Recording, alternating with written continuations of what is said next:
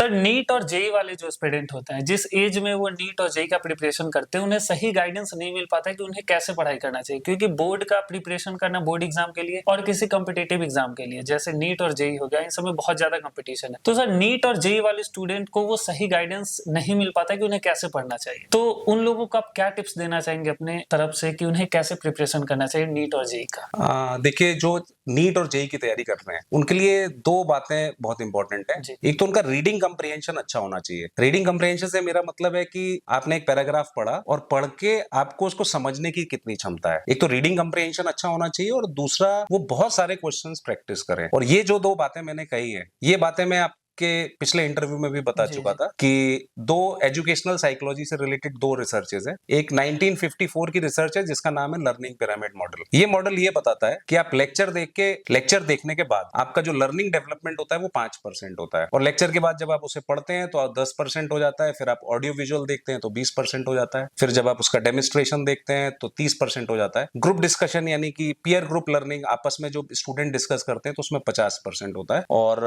उसके बाद जब आप खुद से प्रैक्टिस करते हैं क्वेश्चंस तो मैक्सिमम डेवलपमेंट आता है, लर्निंग डेवलपमेंट 75% होता है। तो अगर आपने 2 से 3 बार प्रैक्टिस कर ली तो ये 75 का 100% हो जाता है, यानी हमें 100% कॉन्सेप्ट समझ में आ चुका है। एक तो ये 1954 की रिपोर्ट है। एक और रिपोर्ट है 1982 की, Harvard graduate school of education की एक प्रोफेसर थी जीन एस चार्ल्स, उनकी रिपोर्ट है। उन्होंने अपनी रिपोर्ट में ये बताया है कि जितना पढ़कर समझने की क्षमता का विकास होगा उतना ही आपका बौद्धिक विकास ज्यादा होगा। तो नीट और जेई के बच्चों को बेसिक बातों पे ध्यान रखना है और बेसिक बुक से पढ़ना है, एनसीईआरटी से पढ़ना है और अपने पढ़कर समझने की क्षमता को बढ़ाना है। ठीक है, तो वीडियो या फिर क्लासेस वो एक सबसे पहली स्टेज है। तो क्लास के बाद फिर आप आगे बढ़िए उसमें, फिर आप ग्रुप डिस्कशन भी करिए, डेमोन्स्ट्रेशन भी कहीं देखिए, प्रैक्टिस करके भी देखिए उसको। तो जो मैक्सिमम लर्निंग आ रही है वो 50% लर्निंग आ रही है कि जब आप आपस में पीयर ग्रुप में स्टूडेंट्स 4-5 स्टूडेंट्स हैं वो डिस्कस कर रहे हैं और फिर प्रैक्टिस करके आ रही है। तो दो चीजें हैं कि पढ़कर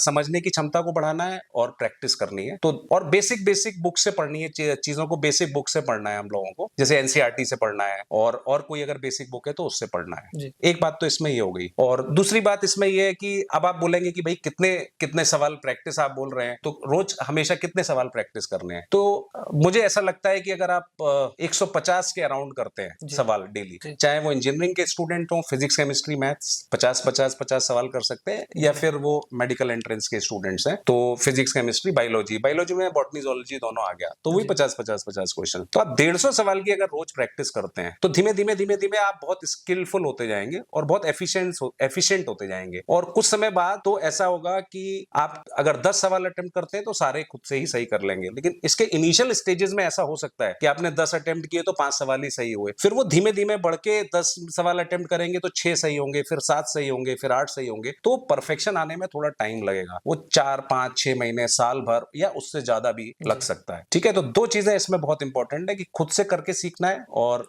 अपने रीडिंग कॉम्प्रिहेंशन को इंक्रीज करना है। कितने सवाल करने हैं रोज वो भी मैंने आपको बता दिया, 50 सवाल रोज करने हैं, 150 क्वेश्चन डेली करने हैं। आप इंजीनियरिंग साइड से हैं, मेडिकल साइड से हैं, किसी भी साइड से हो। फिर अब इस 150 सवाल में भी आप पूछेंगे कि कितने सवाल नए करने हैं, पुराने करने हैं। देखिए, रिवीजन आपका रोज चलेगा। तो आप अगर 150 सवाल रोज कर रहे हैं तो आप ऐसा समझ लीजिए कि आप इसमें 50% आपके पिछले टॉपिक्स के क्वेश्चन है, और यानी कि 75 क्वेश्चंस, और 50% क्वेश्चंस जो रनिंग टॉपिक्स हैं उनके हैं। तो रिवीजन अगर आपका रोज चल रहा है तो आप हमेशा एग्जाम रेडी हैं।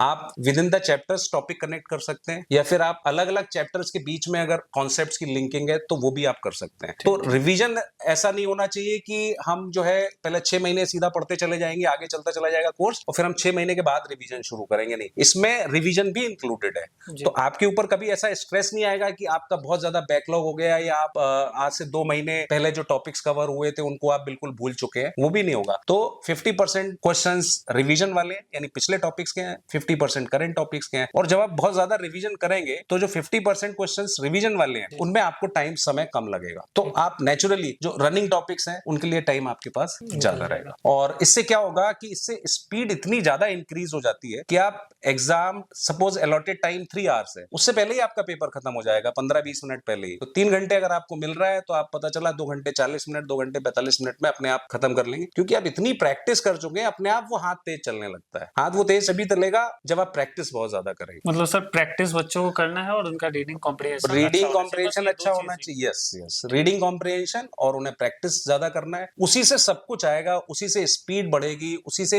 आपके अंदर कॉन्फिडेंस आएगा कि गलत तो हो ही नहीं सकता, हमने तो इतनी प्रैक्टिस की है। तो स्पीड भी इंक्रीज हो जाएगी, कॉन्फिडेंस भी आपके अंदर आ जाएगा, आपका टाइम अपने आप मैनेज हो जाएगा। आपको किसी से पूछने की जरूरत नहीं है कि हमारा टाइम नहीं मैनेज हो रहा, हम क्या करें। तो टाइम मैनेज कोई बाहरी आदमी नहीं करा सकता। अगर आप 3 घंटे में पेपर कंप्लीट नहीं कर पा रहे हैं तो कोई बाहर से आदमी आके आपको टाइम नहीं मैनेज करा सकता है कि वो आपका 3 घंटे में पेपर का, वो आपके अंदर है कुछ ना कुछ कमी। और वो क्या कमी है वो मैंने आपको बता दी कि कहीं ना कहीं रीडिंग कॉम्प्रिहेंशन में अगर कमी है तो पता चला आप क्वेश्चन पढ़ के समझ नहीं पाएंगे जल्दी। अगर आपका रीडिंग कॉम्प्रिहेंशन अच्छा है तो आप क्वेश्चन पढ़ भी लेंगे, जल्दी समझ भी लेंगे, और अगर आपकी प्रैक्टिस अच्छी है तो आप उसे एक्यूरेटली सही भी कर देंगे। तो रीडिंग कॉम्प्रिहेंशन और प्रैक्टिस, इस पे सबसे ज्यादा स्ट्रेस है। आई होप आपको वीडियो पसंद आया होगा। वीडियो अच्छा लगा like comment share and subscribe जरूर कीजिएगा।